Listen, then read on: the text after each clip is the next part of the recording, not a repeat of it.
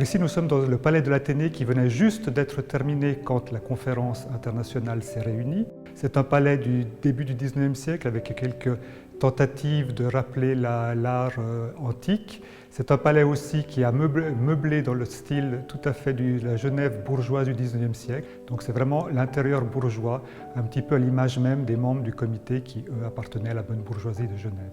Alors bien évidemment, les membres du comité international qui avaient convoqué et organisé la conférence internationale étaient présents durant les 4 jours de débat. Et vous aviez donc les 5 membres, ce qu'on appelait à l'époque le comité des 5. Alors la conférence internationale a réuni des représentants de sociétés philanthropiques, mais également 16 États. Et parmi ces États, les grandes puissances européennes de l'époque, comme la France, la Grande-Bretagne, la Prusse, l'Autriche ou encore l'Espagne.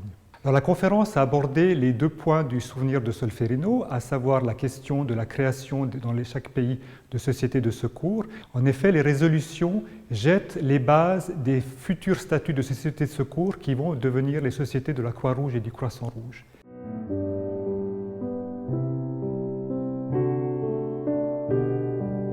Les statuts de ces sociétés de secours indique que les volontaires, les infirmiers volontaires qui feront partie de ces sociétés de secours porteront un brassard à Croix-Rouge comme signe distinctif qui permettent sur le champ de bataille de reconnaître les différents services de santé qui jusqu'alors étaient représentés par des signes complètement différents, par des couleurs différentes, ce qui fait créer une certaine confusion sur le champ de bataille en ne sachant pas qui étaient les ennemis et qui étaient ceux qui venaient les soigner.